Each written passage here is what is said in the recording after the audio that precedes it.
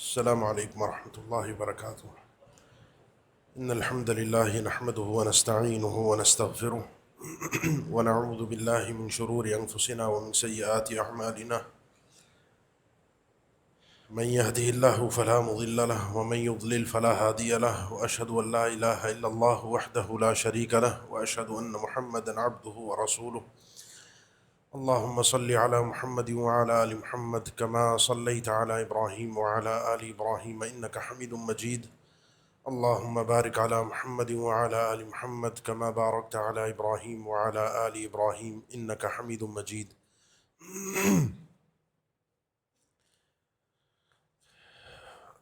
آپ کی اس مسجد میں ہر مہینے یہ آخری اتوار کا ایک سلسلہ ہے عشاء کی نماز کے بعد، جس میں تقریباً 5 مہینے پہلے آخری جو درس ہوا تھا اس میں ایک سلسلے کا آغاز ہم نے کیا تھا کہ مومن کا ایک دن جنت میں کیسا ہوگا۔ اس سلسلے میں کچھ گفتگو ہوئی تھی قیامت کے دن حساب و کتاب کے بعد جب مومن جنت کی طرف جائے گا تو کیا احوال ہوں گے۔ سچی بات ہے طبیعت 2 دن سے کافی ناساز تھی، آج بھی بخار رہا ہے سارا دن اور گلا شدید خراب ہے۔ آپ سے ملاقات کافی عرصہ ہو گیا تھا، اس لیے میں آج لازمی کوشش کر کے اللہ کی توفیق سے اللہ تعالیٰ نے ہمت دی تو آپ سے ملاقات کے لیے آ گیا۔ یہ موضوع انشاءاللہ الرحمن اللہ کی توفیق اور اس کا فضل رہا تو اگلی مجلس سے اس کو ہم کنٹینیو کریں گے، اور اللہ نے چاہا تو اس کو پھر جلد ہی مکمل بھی کریں گے تاکہ ہمیں سیکھنے کو اور سمجھنے کو اور فائدہ اس سے حاصل ہو سکے۔ آج جس مختصر سی ایک گفتگو کرنی ہے آپ سے، اور وہ اللہ کے نبی صلی اللہ علیہ وسلم کا ایک فرمان جو حالیہ حالات ہیں دنیا کے، ایران، اسرائیل، امریکہ جنگ اور دیگر مسئلے مسائل، اس حوالے سے شرعی رہنمائی کیا ہے، ہمیں کیا کرنا چاہیے۔ میں ایک پاکستان میں ایک کراچی شہر میں رہنے والا ایک عام آدمی جس کی ایک عام زندگی ہے، جس کا کوئی عہدہ منصب نہیں ہے، جو کچھ کر نہیں سکتا، وہ کیا کرے ان معاملات میں۔ اللہ کے نبی صلی اللہ علیہ وسلم کا فرمان سنن ابن ماجہ کی حدیث ہے اور حسن درجے کی حدیث ہے۔ آپ صلی اللہ علیہ وسلم نے فرمایا سیأتی علی الناس سنوات خداعات، لوگوں کے اوپر ایک زمانہ ایسا آنے والا ہے کہ کئی سال ایسے آئیں گے جو خداعات، دھوکے سے بھرے ہوں گے، دھوکہ ہی دھوکہ ہوگا اس زمانے میں۔ اس دھوکے کی ایک کیفیت اللہ کے نبی صلی اللہ علیہ وسلم نے بیان فرمائی کہ جس میں یصدق فیہ الکاذب و یکذب فیہ الصادق، ایک سچا آدمی اس کو جھوٹا تصور کیا جائے گا اور جھوٹ بولنے والے کو لوگ سچا مانیں گے، یہ صحیح کہہ رہے ہیں۔ جو خائن ہوگا، دھوکے باز ہوگا، اس کو لوگ امانت دار سمجھیں گے، اور جو امانت دار آدمی ہوگا، بادین آدمی ہوگا، اس کو لوگ خیانت اور بے دین اور اس کے اوپر طرح طرح کے الزامات لگائیں گے۔ پھر آپ صلی اللہ علیہ وسلم نے فرمایا وَيَتَكَلَّمُ فِيهَا الرُّوَيْبِضَةُ، اس زمانے میں رویبضہ گفتگو کریں گے۔ صحابہ نے پوچھا اللہ کے نبی یہ رویبضہ کیا ہے؟ آپ نے فرمایا کہ الرجل التافہ یتکلم فی امر العام، ایک بے وقات آدمی جس کی کوئی حیثیت نہیں ہے، وہ بڑے بڑے معاملات میں، مسلمانوں کے، دنیا کے عام معاملات میں گفتگو کر کے اپنی رائے دے گا۔ اس زمانے میں جس میں کنڈیشن یہ ہوگی کہ میزان پلٹ چکا ہوگا، ایمان کا اور کفر کا، سچائی اور جھوٹ کا، حق اور سچ کا۔ اس دور میں یہ ہر بے وقات آدمی کا بڑے بڑے معاملات میں بولنا یہ بھی عام ہوگا، اور وجہ یہ ہوگی کہ ان چیزوں سے شہرت ملتی ہے، ان چیزوں سے واہ واہ ہوتی ہے، ہوتا کچھ بھی نہیں ہے۔ میں بھی آپ کے سامنے ایک دھواں دار تقریر کروں، امریکہ کو، اسرائیل کو، ہمارے حکمرانوں کو، سب یہ یہودی ایجنٹ ہیں، 4-6 تقریریں زوردار شور شرابہ کر کے میں مسجد سے چلا جاؤں، یہاں سے اٹھنے کے بعد اس تقریر کے بعد ہوگا کیا؟ آپ بھی اپنے گھر، میں بھی اپنے گھر، آپ کی بھی وہی روٹین، میری بھی وہی روٹین. ہم میں سے جو سچا ہے وہ سچا ہی ہے، جو جھوٹا ہے کل کو وہ جھوٹ ہی بول رہا ہوگا. جو حرام کھاتا ہے وہ حرام ہی کھا رہا ہوگا، جو بے دین ہے وہ بے دین ہی رہے گا. لیکن بس یہ کہیں گے مزہ آ گیا، آج حکمرانوں کو صحیح رگڑا لگ گیا، ان کو یہودی ایجنٹوں کو ذلیل کر کے رکھ دیا. اس کے بعد ہم اپنے اپنے گھر، کیونکہ ہماری حیثیت اتنی ہی ہے، ہم صرف شور شرابہ کر سکتے ہیں، عملاً ہم کچھ نہیں کر سکتے. اپنی حیثیت کو انسان سمجھے. آپ اور میں بل الانسان وعلی نفسہ بصیرہ ولو القی معاذیرہ. آپ آپ میں سے ہر شخص کل قیامت کے دن اپنے آپ کو بخشوانے کا، اپنے آپ کو چھڑوانے کا خود پابند ہے. کوئی آپ کو چھڑوانے نہیں آئے گا، کوئی آپ کو بخشوانے نہیں آئے گا. نہ کوئی سیاسی پارٹی کا لیڈر آئے گا، نہ کوئی مولوی آئے گا، نہ کوئی آپ کا والد والدہ، نہ کوئی اولاد، نہ کوئی اور رشتہ دار. میری ذمہ داری ہے کہ میں اپنے آپ کو کل کیسے چھڑواؤں گا. یہ سوال میں اپنے آپ سے کروں، میری آخرت کیا ہے. جب یہ سوال میں کروں گا تو دنیا کے بہت سارے جھمیلے میرے لیے حل ہو جائیں گے، بہت سارے مسئلے میرے لیے حل ہو جائیں گے. اس لیے جب بہت سے معاملات میں شریعت ہمیں سمجھاتی ہے کہ خاموش رہا جائے، اور بہت سارے معاملات کا پتہ ہی نہیں ہوتا. میری عمر اتنی نہیں ہے، آپ میں سے اکثر حضرات مجھ سے زیادہ عمر اور زیادہ تجربے کار لوگ ہیں، لیکن میں نے جو اپنی زندگی میں دیکھا وہ یہ تھا کہ بڑی بڑی جنگیں، بڑے بڑے معاملات، پیشن گوئیاں، کالے جھنڈے، یہ وہ شور شرابہ ہوتا ہے. اس کے بعد پتہ چلتا ہے تھوڑے چند سالوں کے بعد وہ تو سب گیم تھا، ہم بے وقوف بن رہے تھے. وہ ساری، اور نتیجہ کیا ہوتا ہے جب یہ کالے جھنڈے اور اس طرح کی پیشن گوئیاں، کیونکہ دنیا کی ہر جنگ پہ ہمارے لیے لازمی ہے کہ ہم اس کو قرآن و حدیث سے ثابت کریں کہ اس جنگ کا ذکر قرآن و حدیث کے اندر موجود ہے. یہ کوئی قرآن و حدیث کا مفروضہ تو نہیں ہے کہ اللہ تعالیٰ نے آپ کو ہر جنگ کے متعلق بتایا ہو، اللہ کے نبی نے ہر جنگ کے متعلق خبر دی ہو، ہر حالات کے متعلق بتایا ہو. ہر جنگ کو قرآن و حدیث سے نکالنا، ہر مسئلے کو قرآن و حدیث سے پیشن گوئیوں کے تحت، فلاں نے یہ کیا، یہودیوں نے یہ سوچا ہوا ہے، 200 سال پہلے انہوں نے یہ طے کیا تھا، ان کے نزدیک فلاں فرقہ اچھا ہے، ان کے نزدیک فلاں فرقہ برا ہے، وہ یہ چاہتے ہیں، وہ یہ چاہتے ہیں، وہ یہ چاہتے ہیں. یہ باتیں کر کے ہم کیا ثابت کرنا چاہتے ہیں، نتائج کیا نکالنا چاہتے ہیں، مجھے تو بات سمجھ میں نہیں آتی. نتیجہ کیا ہے عملاً، نتیجہ کیا ہے، میں کیا کر سکتا ہوں. میں، میری حیثیت کچھ نہیں، اور میں دنیا کے بڑے بڑے معاملات میں تقریریں کر رہا ہوں، دنیا کے امریکہ اسرائیل کے، ان کو کوئی پرواہ نہیں ہے ہماری. میرے تبصروں سے ان کو کوئی فرق نہیں پڑے گا، میرے شور شرابے سے، لیکن میرا نقصان ہوگا.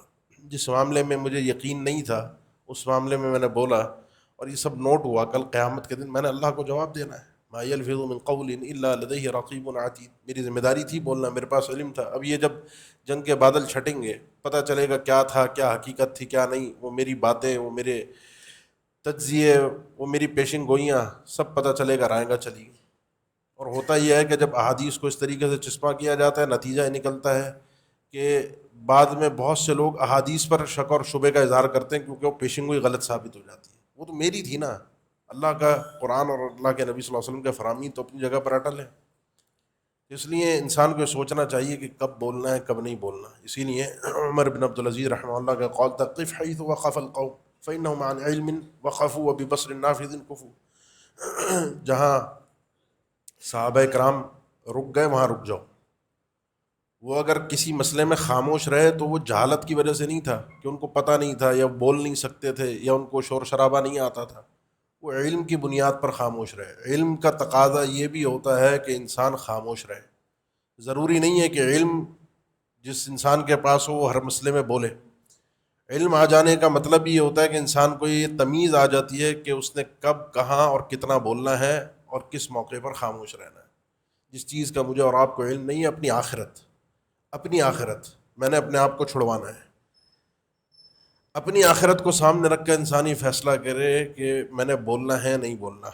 من کان یؤمن باللہ والیوم الآخر فلیقل خیرا او لیصمت. جو شخص اللہ اور آخرت کے دن پر ایمان رکھتا ہے اسے چاہیے یا تو بات کرے تو تولے، یہ بات میرے لیے بھلی ہے، صحیح ہے، نتیجے کے اعتبار سے درست ہے، میرے نامہ اعمال میں اچھی ثابت ہوگی، بول دے. نہیں ہے لیصمت، پھر خاموش رہے. تیسرا آپشن نہیں ہے بولنے کا.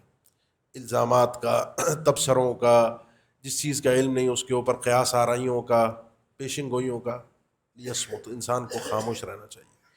اسی لیے سمجھدار لوگ ایسے موقعوں پر خاموش رہتے ہیں، اور جب خاموش رہتے ہیں ان میں اکثر اہل علم ہوتے ہیں جو خاموش ہیں، سمجھدار لوگ ہیں. شور شرابہ تو میں نے کہا ہو سکتا ہے نا، میں بھی تقریر مجھے آتی ہے، شور شرابہ میں بھی کر سکتا ہوں، یہودی ایجنٹ ہر ایک کو ثابت کر سکتا ہوں، کوئی حرج کی بات نہیں ہے. لیکن کل قیامت کے دن میں کیا کروں گا؟ اب جب میں یہ علماء کرام بڑے خاموش رہتے ہیں تو لوگ کہتے ہیں کہ یہ جی خاموش ہیں، یہ بھی مجرم ہیں، یہ بھی ان کو پیسے ملتے ہیں، ان کو بھی ہمیں لوگ بتاتے ہیں یہ آپ کو بھی ریال ملتے ہیں، آپ کو بھی اوپر سے ڈکٹیشن آتی ہے کہ آپ نے کیا موضوع بیان کرنا ہے، کس موضوع پر لوگوں کی ذہن سازی کرنی ہے. حالانکہ میں نے بھی اللہ کو جواب دینا ہے، یہ اللہ کا دین ہے، میرے پاس امانت ہے، اس جگہ پر میں بیٹھا ہوں، اس ایک ایک جملے کا میں اللہ کے سامنے کل جواب دوں گا. اگر میں آپ لوگوں کے ساتھ خیانت کروں گا، آپ لوگوں کو غلط کوئی بات پہنچاؤں گا جان بوجھ کر، کل قیامت کے دن میری گردن سب سے پہلے جہنم کے اوپر ہوگی. یہ مجھے پتہ ہے. مجھے نہ کسی عہدے حکومت سے، نہ میرے پاس کوئی عہدہ ہے، نہ یہاں کی حکومت سے، نہ ایران کی حکومت سے، نہ سعودیہ کی حکومت سے، نہ امریکہ سے، نہ اسرائیل سے، نہ ان سے کوئی مفادات ہے، نہ ان سے کچھ ملتا ہے، نہ ان کی طرف سے کسی کی طرف سے کوئی ڈکٹیشن ہے. میں آپ کو اللہ اور اس کے رسول کا دین پہنچاتا ہوں، اور یہی اہل علم کام کرتے ہیں کہ اللہ اور اس کے رسول کا جو صحیح دین ہے وہ پہنچائیں. لیکن اس کے بعد بھی حقیقت یہی ہے کہ گالیاں پڑتی ہیں، حقیقت یہ لوگ طرح طرح کی باتیں کرتے ہیں، اور اس کی وجہ یہ ہے کیونکہ یہ شور شرابہ کرنے والے جو لوگ ہیں ان کی حیثیت ہی اس وقت ہوگی کہ جب پڑھے لکھے لوگوں کو یہ نیچے دبا جائیں، نیچے کر جائیں، پیچھے ہٹائیں اور اپنے آپ کو نمایاں کر سکیں ان تقریروں سے، ان فضول کی باتوں سے، ان شور شرابے سے. اس لیے اپنے دین کی فکر کیجیے. شور شرابہ ہو سکتا ہے لیکن اپنے دین کی فکر کیجیے، اپنی آخرت کی فکر کیجیے. اپنی حیثیت کو انسان پہچانے، کب بولنا ہے کب نہیں بولنا. قرآن کو بغور پڑھیں. وَإِذَا جَاءَهُمْ أَمْرٌ مِّنَ الْأَمْنِ أَوِ الْخَوْفِ يَذَعُوا بِهِ وَلَوْ رَدُّوهُ إِلَى الرَّسُولِ وَإِلَى أُولِي الْأَمْرِ مِنْهُمْ لَعَلِمَهُ الَّذِينَ يَسْتَنبِطُونَهُ مِنْهُمْ. جنگ کا کوئی موقع ہو، کوئی امن کی خبر ہو، کوئی خوف کی خبر ہو، ان منافقین کے پاس آتی ہے تو جیسی خبر آتی ہے اس کو پھیلا دیتے ہیں، نشر کر دیتے ہیں. قرآن نے بیان کیا ہے. اللہ تعالیٰ نے فرمایا خبر کو نشر کرنے سے پہلے، حالانکہ وہ اگر سچی بھی ہے پھر بھی اگر وہ اللہ کے نبی صلی اللہ علیہ وسلم تک پہنچاتے، اس دور میں جو اولو العلم تھے، اس دور کے جو اصحاب العلم تھے، علم والے لوگ، ان تک پہنچاتے تو ان کو پتہ ہوتا ہے اس خبر کی گہرائی کیا ہے، اس کے فوائد اور نقصانات نشر کرنے کے کیا ہوں گے، پھیلانے کے کیا ہوں گے. وہ اس سے استنباط کرتے اور اس کے نقصانات اور فوائد کو سامنے رکھ کر سامنے. یہ قرآن بتا رہے ہیں ہمیں. اب میڈیا کا کام ہے ہمیں لڑوانا، بہکانا. ان کا تو ایک شور شرابہ کر کے اپنے کمائی کا دھندا ہے، سب کو پتہ ہے. اور کتنے بڑے یہ ان کے اندر دجل پایا جاتا ہے، کتنا بڑا ان کے اندر دھوکہ پایا جاتا ہے، اس سب سے بھی ہم واقف ہیں. اس لیے للہ فی اللہ یہ جتنے صحافی حضرات آ کے آپ کو تبصرے کرتے ہیں، خبریں بتاتے ہیں، معاملات میں الجھاتے ہیں، اپنی آخرت کی فکر کیجیے. کیونکہ میں نے کئی موقعوں پر دیکھا ہے جنگ کے بادل جب چھٹے تو پتہ چلا حالات کچھ اور تھے، ہمیں دکھایا اور بتایا کچھ اور گیا، ہم نے تبصرے کچھ اور کیے اور حقیقت میں بالکل ہی کچھ اور معاملات تھے. تو اللہ تعالیٰ ہم سب کو سمجھنے کی توفیق دے. اللہ تعالیٰ ہمارے ایمان کی حفاظت فرمائے. آپ کا ایمان آپ کا کل سرمایہ ہے، اس کی حفاظت کیجیے. خیر ہو تو بولیے، نہیں ہے تو خاموش رہیے. اور اللہ فی اللہ جو دین کا کام کرنے والے لوگ ہیں ان کا احترام، ان کی عزت اگر کچھ نہیں کر سکتے تو یہ ضرور کیجیے. ان اللہ لا يقبض العلم انتزاعا ينتزع من قلوب العباد. اللہ تعالیٰ یہ علم ایسے نہیں اٹھائے گا کہ آپ کے اور میرے سینوں سے کھینچ لے. یہ علماء اٹھ جائیں گے اور یہ علم دنیا سے اٹھ جائے گا، کوئی عالم باقی نہیں بچے گا. اللہ کے نبی صلی اللہ علیہ وسلم نے فرمایا تو لوگ جاہلوں کو اپنا بڑا بنا لیں گے، ان سے سوالات کریں گے. یہ جو آج کل سوشل میڈیا پہ آپ دیکھتے ہیں لائک، سبسکرائب، چینل کس کو کتنے ویوز ہیں، کس نے سبسکرائبر ہیں، تو یہ لوگوں نے ان کو اپنا بڑا بنایا.